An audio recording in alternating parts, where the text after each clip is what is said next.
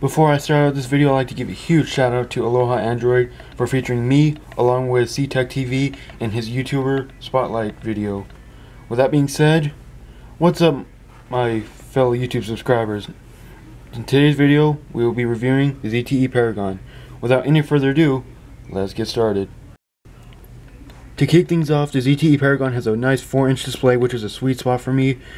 The resolution on the display is 480 by 800 pixels with a pixel density of 233 ppi, which is not terrible, but it's not great. At the top of the device, we have the earpiece, the rather small earpiece, and the Straight Talk logo, along with the 0.3 megapixel front-facing camera. That nice 4-inch display. Right below it, we have 3 capacitive Android buttons, back home and recent apps, which do light up, which is a nice touch.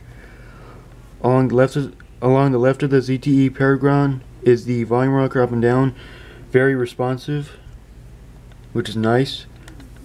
Sorry, I messed up there. And right below that, we have the micro USB charging port, which is on the left of the device, bottom left, which is very weird. Along the bottom, we only have a little microphone. On the right side, we have nothing. At the top, we have the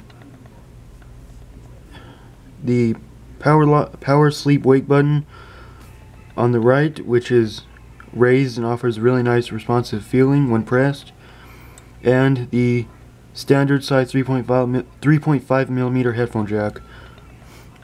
And on the back, last but not least, on the back, we have the 5 megapixel autofocus camera, capable of shooting 720p video, along with the LED flash and yet another microphone. I'm gonna guess that's some kind of noise cancellation microphone. The ZTE branding and what looks to be double speakers, but yet the one on the left is actually the speaker that actually functions. The one on the right is just for looks. And I'll go ahead and show you guys right now by popping off this back cover. Here's the back cover. I didn't really mean to throw it, but I did. Here's the back of the ZTE Paragon. As you can see, there's the functioning speaker on the left and just the display on the right. You have a nice 1650 mAh battery, which is removable if you need to swap it out for any given reason. A standard size, I think this is a micro SIM card slot. I'm sorry, I think that is a micro SIM card slot, along with micro SD card expansion. This device comes with only 4 gigs of internal storage with around 1 gigabyte user available, but you can further expand the storage with a micro SD card slot, like I just showed, up to 32 gigabyte. It will support up to a 32 gigabyte micro SD card. Sorry. It has 720 minutes of talk time on the battery and only 156 hours of standby. This device is 4G, but it's not LTE. This device is powered by a 1.2 gigahertz dual-core Snapdragon 200 processor. So that pretty much does it on the outside of the device. Let's go and take a look on the inside. So here's the lock screen on the ZTE Paragon. Press and hold to unlock. Now this is just a plain black wallpaper. This is supposedly a 3 by 3 pixel wallpaper, which on iOS devices is supposed to have round folders. So there's that. Here's the screen on the ZTE Paragon. It's not the best, but it's not the worst. Let me see if I can get my camera to focus. Move closer to the camera. You can't really tell because the screen brightness is actually kind of bright. I mean, can't really see. Let me go ahead and flip this around. Auto, okay, that didn't help. But anyway, screen resolution isn't bad. Still very readable. Here's the screens on the ZTE Paragon. It comes with apparently 5 screens. Here's my main screen with all my apps, and then there's 2 over here, and yeah, you get the point. So let's go ahead and run a Geekbench, shall we? To see the performance on this device. Now, I don't hold much stock over benchmarks. I just run them to give you an idea of how they run, what kind of speed they're coming in as. Has a Adreno 305 GPU apparently. This is the Android 4.4.4 device, KitKat device. I don't think it'll get Lollipop. So yeah, this is a ZTE Z753G. 753G. And yeah, let's go ahead and run it. While this is running, I got some other devices right over here I can be comparing it with. Here's the LG Fuel. Sorry, as I hit the tripod. Here's the LG Fuel, which has a 3.5 inch display, which is actually rather small. As you can see, I have medium sized hands, and as you can see, the LG Fuel is quite small. Here's the Paragon. It's a nice size for me. And yeah, I also have the Alcatel One Touch Pixie Eclipse, which also has a 4-inch display. So as you can see, there's this they're typically lined up. So there's that. And yeah, if I stand corrected, I think the Pixie Eclipse has a 1.1 GHz dual core processor. I know that has nothing to do with this video, but just thought I'd throw that out there. And then the LG Fuel has a 1.2 gigahertz processor as well. So yeah,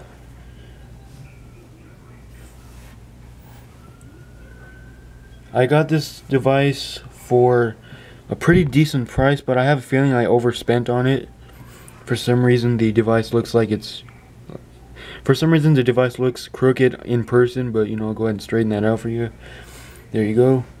But yeah, I have a feeling I kind of overspent on this device. The price was $29.99 at my local Kmart. There you go again. I'm you know, making it I'm you know, not making it straight. Anyway, yeah. $29.99 gets you this device, but like I said, I think I overspent on it because the real total came out to be $35.39. So yeah, I have a feeling I overspent on this device quite a bit. I know there's other choices out there for that much, but I've been wanting to pick up this device for quite a long time, and I finally have, and I'm actually thinking if I should actually return it. So we're done.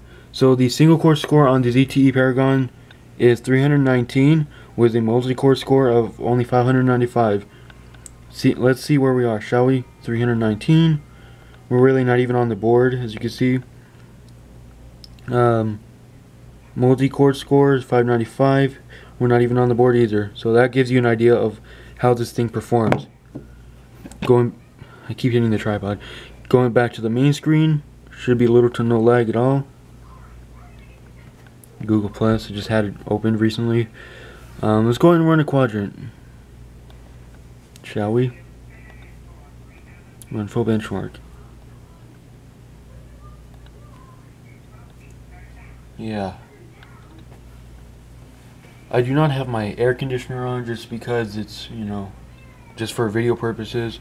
It's very hot today in Moreno Valley. It's about, last time I checked, I think it was about 111 down here in the valley, which is quite hot. I mean, for us today in Moreno Valley, this was supposedly one of the hottest days so far. So yeah, supposed to be one of the hottest days. So yeah, 111 degrees, guys. That is freaking hot. And like I said, I do not have my air conditioner on, so yeah, just for video purposes, so it doesn't make any noise for the video, because I'm literally right under my air conditioner right now. So I'll let this finish up. It's just about done. DNA test. Correct me if I'm wrong, but I think this is some kind of DNA test or whatever, 3D test, and we're done. Proceed. Yes, we want to proceed. So my device is coming in at 5,333, which is very respectable considering the price point on this device. If we look down here, wipe my camera screen off for a minute. If we look down here, the CPU is 16,966, and the memory is 3,362. And yeah, don't mind that ad. It's iFunny. Anyway, going back to the main screen, it's effortless, little to no lag at all, and it's ready to go. As you can see, just scrolling through these screens, like literally no lag at all, which is nice. Let's go and clean that out, or clear that out. Let's go into the app drawer really quick before we do the last test. As you can see, scrolling with the app drawer is flawless, very speedy. So yeah, let's go and run Temple Run. I have pre-installed these games so I don't have to take the time out during the review to actually install them. So yeah, I'm very excited that I learned how to you know, do jump cuts and whatnot. Alright, so let's go and pick the device up. I don't know why I keep putting it down, but I do. Alright, so we are loaded, and I saw like little to no lag while looking on the camera screen. So let's go and run it. Let's turn up the speaker.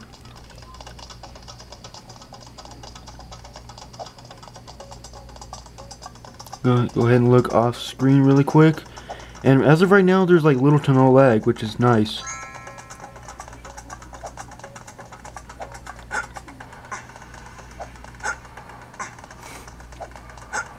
As you can see, little to no lag at all. Very nice performing device. Very acceptable. Keep going here for a little while longer so you can get the idea.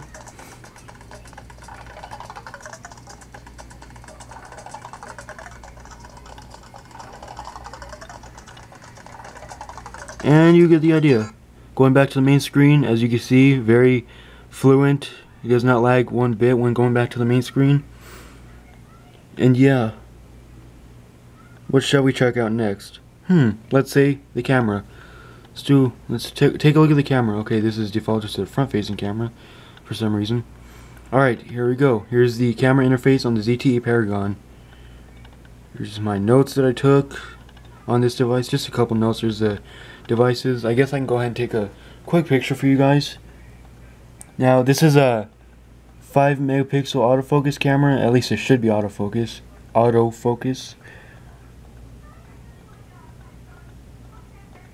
It does take a little bit to snap the photo. It's not instant. Okay, here we go.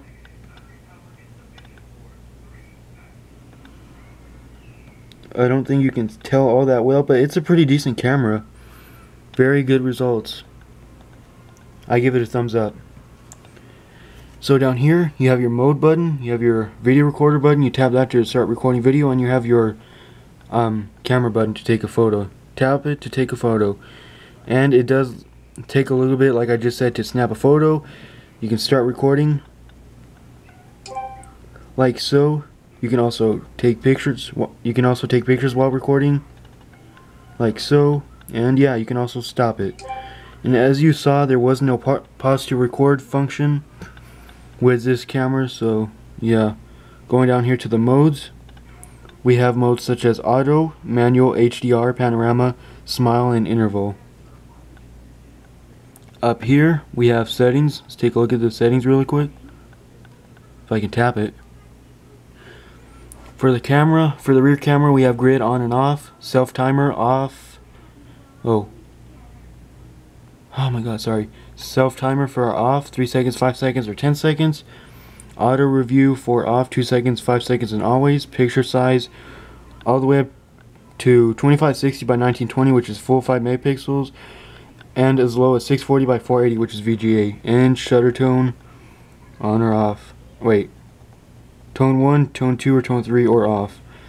I personally don't like to have shutter tone enabled just because. Video quality for the rear camera maxes out at 1280 by 720, which is 720p HD, and as little as 176 by 144, which is QVGA. Sorry, that was a little hard reading it. Time lapse off, 1 second, 1.5 seconds, 2 seconds, 2.5, all the way up to 3 seconds. Silence camcorder on or off. Okay, I didn't mean to leave that checked. Sorry. Okay, what else? Then we have this little wand up here, which is effects. I should know that, sorry. We have, for the effects, we have none, we have mono, sepia, negative, solarize, posterize, and aqua. And we have your flash on, auto, or off, right? Oh, I'm truly sorry. We have your flash off, on, or auto. And we have your toggle right here for your front-facing camera. Let's go ahead and switch to the front-facing camera. As you can see, it's passable in decent light. Yeah, excuse this little thing on my forehead. It's just a scar. Man, it's hot. Even sweating indoors. But yeah, here's the front-facing camera. Same switches down here. Yeah, excuse my mouse. You can just do that, I guess. Apparently we don't have mode for front-facing camera. Yeah, charming looking at my mouth. Anyway, we have the same video recorder button, camera button, and tap these to preview your photos. What was that? Some major noise. Anyway, yeah, there's that. And for your front-facing camera settings, for the camera, we have grid on or off, auto review for 2 seconds, 5 seconds, or always. Picture size 640 by 480, which is VGA, which is the max this takes pictures in and records in, or 320 by 240, which is QVGA. Shutter tone 1, 2, or 3 are off. Same as the rear camera. Now for video, we have 640 by 480, which is the max it tops out at VGA, all the way to 176 by 144 at QCIF apparently. Time lapse for the same 1 second, 1 second, 1.5 seconds, 2 seconds, 2.5 seconds, or 3 seconds. Shutter or silence camcorder on or off. And then over here we have your settings for geotagging and restore defaults. And that just about does it for the camera. Let's take a look at your settings really quick. Here is your settings on the ZTE Paragon. This is just all your basic settings we see on every Android device. As you can see, here we go. Power saving mode. My battery's at 90%, and apparently you can save battery if you use this, but I don't need to. Man, I'm sweating bullets right now. And if that was a reference, I do apologize. I do not know what that's from. But anyway, I'm just sweating bullets right here behind the camera. Let's take a look at the messaging. I do not have messages. This device is not activated. Let's find out if we have emojis, shall we? Everybody loves emojis. We should have emojis. Right here. Little face button. Boom. There's all your emojis. Definitely no shortage when it comes to emojis. Look at that. A lot. And as you can see, you have more emojis if you tap these. A lot of emojis. Anyway, guys. Oh. Well. Yeah. Anyway, guys. I was going to talk about battery life, but has a 1650 mAh removable battery. Battery, like I said, it was at 90%. So, battery life has been pretty awesome so far. I charged this last night. It didn't even take 3 hours to charge. I mean, really, no device should take that long to charge, but yeah, it charged pretty quick. So, yeah, out of 10, I would rate the ZTE Paragon. As of right now, I'd rate it 8 out of 10. Well, actually, no, sorry, 9 out of 10. The one thing that I don't like about this device is service. As you can see, I have no service whatsoever. I have the stock SIM card in here. I did nothing to it or anything. I tried a T-Mobile SIM card. That didn't work. It just said it was some kind of locked. I've looked at other videos. I've looked at other people's videos on this device, like the unboxings, and I saw that this one person, I forgot the name, he unboxed it right then, just brand new, and he had service. And I know, like I said, I will not be activating my devices, but honestly, I would actually like to have service on a device. Like, I know this, I shouldn't be rambling, but I have service on my LG Fuel because it's a track phone, I guess. So, yeah. Anyway, that's the main reason why I give it a 9 out of 10. Anyway, guys, that pretty much does it for this review. But yeah, I like to give the shout out to Aloha Android. So thank you very much, bro, for featuring me in your YouTuber Spotlight video. It's much appreciated. Anyway, guys, that about does it. I'll talk to you again in the next one. Peace.